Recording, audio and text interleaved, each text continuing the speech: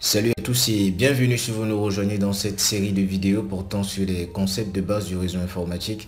Je suis Ahmed Menson Serge Ban, ingénieur en réseau et sécurité informatique. Alors, nous poursuivons notre cinquième chapitre. Nous sommes à la deuxième leçon portant sur les fondamentaux des réseaux WAN et du routage IP.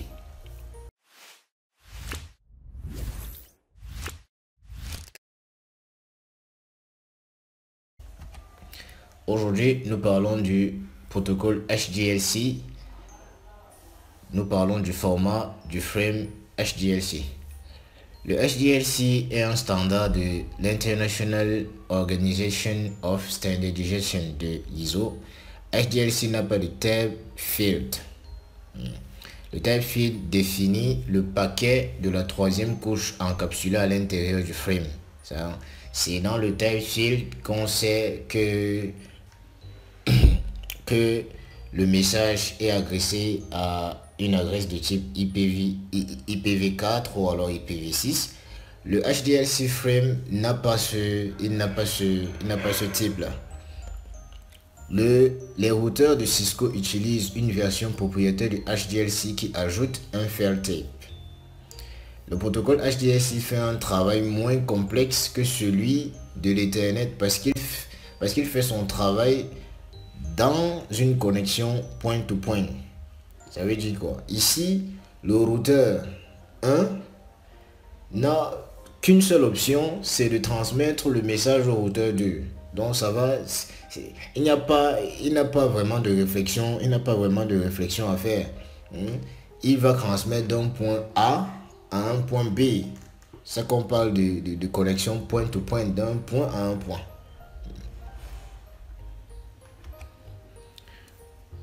Voilà, nous avons une illustration ici du format du HDLC. Ici, on a le flag, l'adresse qui va parler des adresses MAC. On a le contrôle, on a le type ici, à l'intérieur ici. Et ça, c'est la version de Cisco HDLC, à l'intérieur duquel il y a un type qui va déterminer si l'adresse, si le message, c'est-à-dire le variable qui est encore le data, est destiné à une adresse IPv4 ou IPv6. Et ici, on a le FCS qui va se charger de la correction des erreurs. Et ici, on a un tableau qui compare le frame HDLC et le Ethernet frame. Vous voyez que c'est sensiblement, il y a beaucoup de similitudes. Ici, on a le flag, le preamble. Il y a vraiment des similitudes, c'est des appellations qui diffèrent. Mais ce qui est important ici, dans le contexte du CCNA, c'est à ce niveau, au niveau des adresses. Il faut véritablement maîtriser les adresses, connaître les adresses sources et les adresses de destination pour vraiment déterminer qui envoie et à qui est destiné le message. Les routeurs sont connectés au LAN et au WAN par un port. Il y a par deux ports, autant pour moi. Il y a un port qui est connecté au LAN et un port qui est connecté au WAN. Donc, sur le routeur, il y a un de ces ports qui doit obligatoirement être connecté au LAN et l'autre port qui va sortir avec le graphique du réseau LAN pour le WAN. Le protocole IP de la troisième couche, autant pour moi, se consacre à la livraison des paquets vers la destination. Les PC host et les routeurs utilisent les LAN et les WAN pour transmettre les bits. Ok. En résumé, qu'est-ce qui se passe? Lorsque vous voulez transmettre un message qui est destiné à un PC ou à un équipement qui n'est pas dans le LAN, qu'est-ce qui va se passer? Vous allez envoyer le message, puisque lorsque vous voulez envoyer le message, comme on l'a vu dernièrement, le switch, par exemple, à qui vous allez, au niveau duquel vous allez envoyer le message, va envoyer un ARP au réseau. Et lorsqu'il saura que votre message n'a aucune destination parmi les adresses, il sait automatiquement que votre message va sortir du LAN. Alors il va l'envoyer au niveau du routeur. Le routeur maintenant lui va récupérer votre message et l'envoyer au niveau du routeur qui est proche du LAN que vous souhaitez joindre. Maintenant, le routeur du LAN qui est à l'autre bout de la ligne va donc recevoir le message et le transmettre au niveau du PC ou du serveur que vous souhaitez contacter. Nous prenons le temps de donner des précisions dans les lignes qui suivent. Par exemple, nous avons cette topologie où vous avez ce PC qui est dans ce LAN qui va envoyer le message au routeur 1. Le routeur 1 va récupérer le message. Quand je dis récupérer, c'est qu'il y a un processus, n'est-ce pas? Et il va l'envoyer au niveau du routeur 2 qui lui va maintenant l'envoyer au niveau du PC2. Voilà comment fonctionne le graphique dans un list line 1. Même si ici, on n'aura pas forcément le PC qui va directement aller au niveau du routeur. Il peut y avoir un switch, vous voyez, il peut y avoir un switch à ce niveau qui va directement transmettre. Parce que lorsque le PC envoie le message, il sait pertinemment que le message qu'il envoie n'a pas, son destinataire n'est pas dans le LAN. Il n'est pas dans le LAN. Donc, en termes d'adresse MAC, il va envoyer le message à l'adresse MAC du routeur. Il va dire au switch, envoie ce message au routeur. C'est lui qui sait comment trouver l'adresse IP que je veux joindre. Parce que le switch, lui, n'a pas l'adresse IP que ce PC souhaite joindre. Donc, il va envoyer au niveau du routeur. Le routeur, lui, va désencapsuler le message puisqu'il va envoyer un frame.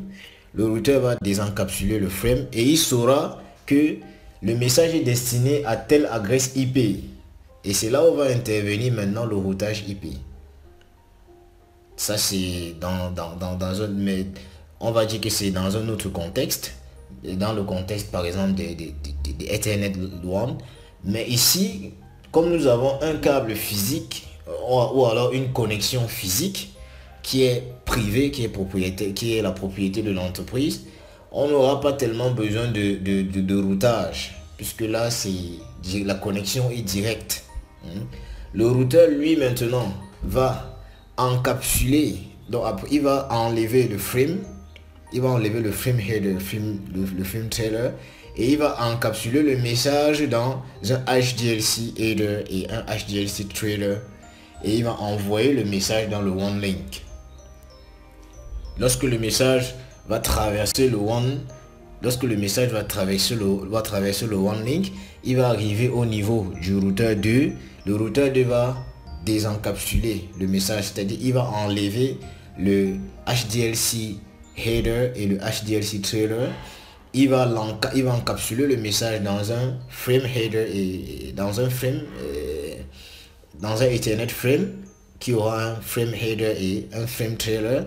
Et ensuite, il va envoyer le message dans le LAN jusqu'à ce que le message arrive au niveau du PC de destination, le PC2. Avant de continuer cette vidéo, nous souhaitons vous présenter la plateforme de formation www.softlearnings.com.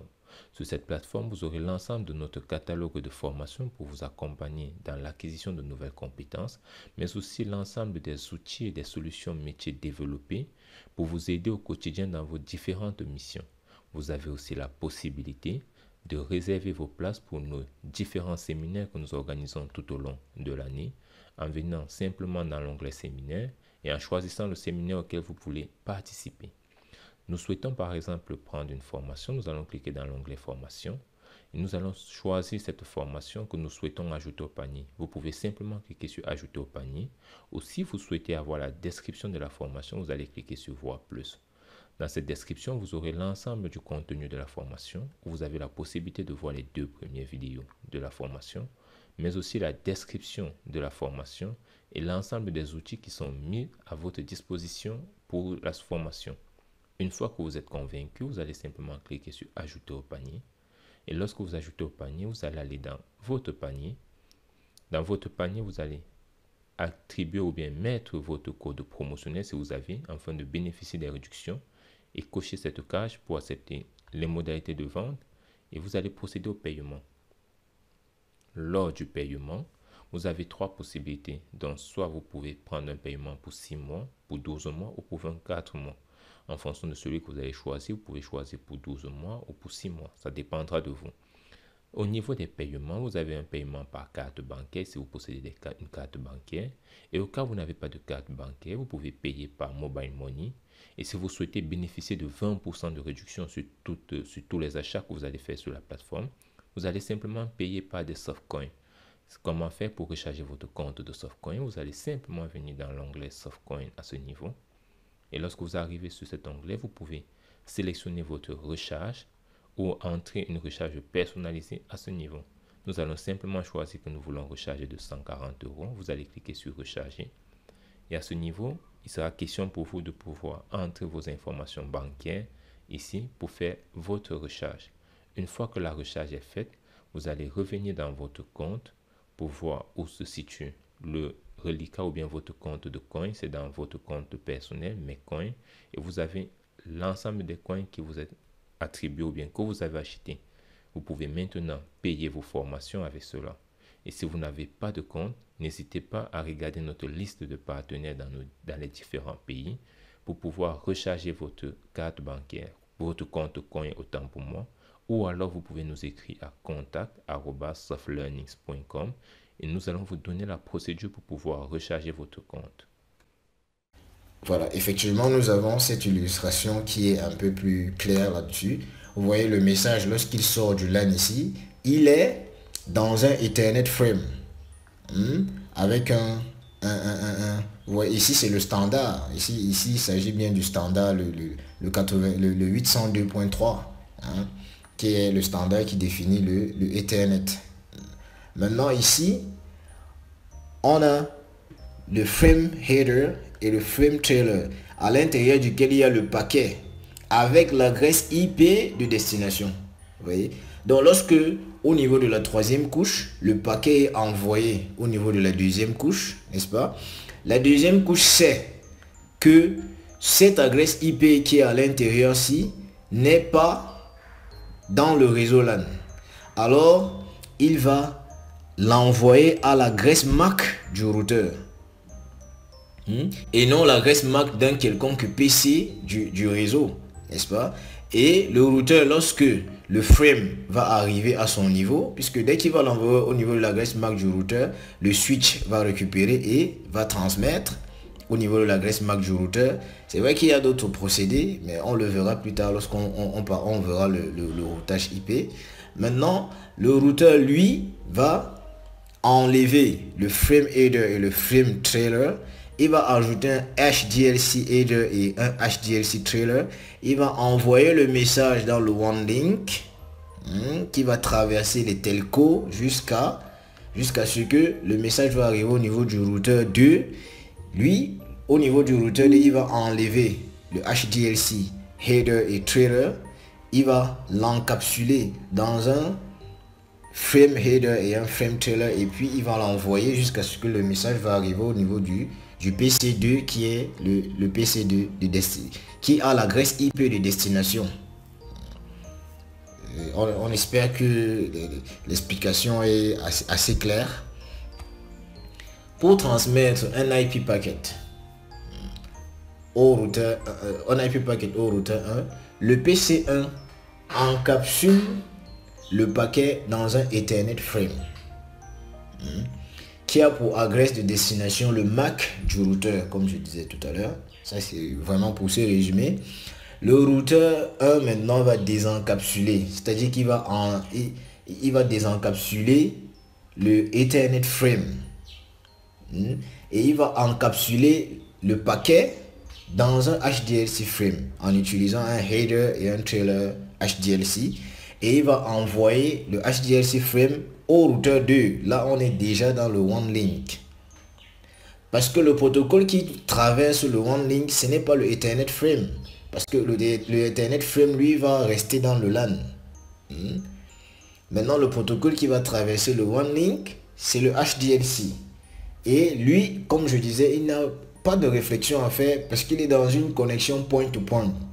Puisqu'il va quitter du routeur 1 directement pour le routeur 2. Il n'a qu'une seule option.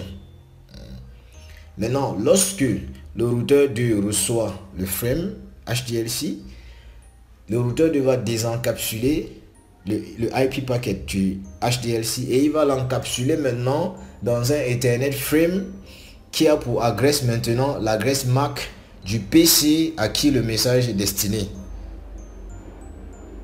Vous voyez? Parce que rendu au niveau du routeur 2, il a l'adresse IP et il connaît le MAC qui est accordé ou alors qui est relié à cette adresse IP. Donc lui, lorsqu'on est au niveau du routeur, revenons sur cette illustration, lorsqu'on est au niveau de ce routeur, il ne connaît pas l'adresse MAC du PC2 parce que ce PC n'est pas dans le LAN.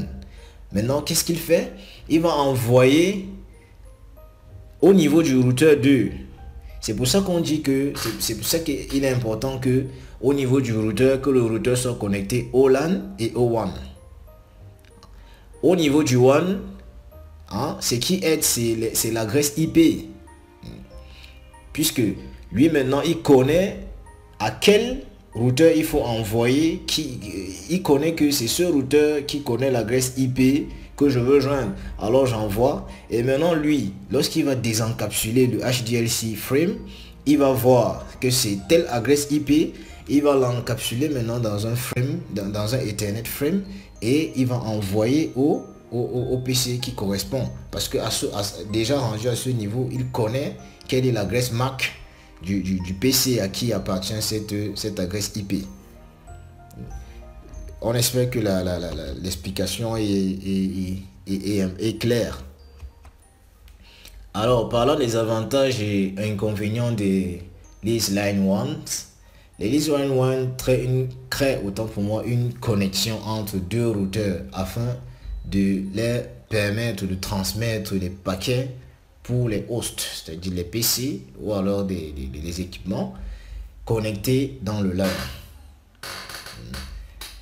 Les avantages sont les suivants, c'est que au niveau du lease line, c'est privé, ça appartient à l'entreprise vu que c'est vous qui connectez le fil et c'est plus simple pour les clients. Il n'y a pas de, on va dire quoi, il n'y a pas de routage à proprement parler, il n'y a pas de routage de routage à effectuer. On va pas créer des plans de route vu que tout est connecté sur un câble et c'est de haute qualité. Parce que les câbles qui vont traverser des longues distances, on va vous parler des fibres et autres, c'est véritablement de haute qualité. Sauf que les inconvénients, c'est que c'est coûteux. C'est coûteux et parfois lent. Et au niveau aussi du troubleshoot, on a constamment on peut constamment avoir des accidents. Et par exemple, il y a un telco qui est en panne et qui va forcément à un moment paralyser le réseau. Vous voyez? Donc c'est ce qu'on peut tirer comme inconvénient et il y en a d'autres, mais on va se limiter à cela. Alors nous vous remercions d'avoir suivi cette vidéo de bout en bout. Nous espérons qu'elle vous aura été utile et nous vous donnons rendez-vous pour notre prochaine vidéo où nous parlerons de l'Ethernet WAN. D'ici là, portez-vous bien et bien de choses à vous. Si vous avez aimé la vidéo, un like nous fera plaisir, des partages nous encourageront énormément et surtout, vos appréciations et vos avis dans les commentaires nous permettront de nous améliorer. En attendant, nous vous donnons rendez-vous dans la prochaine vidéo.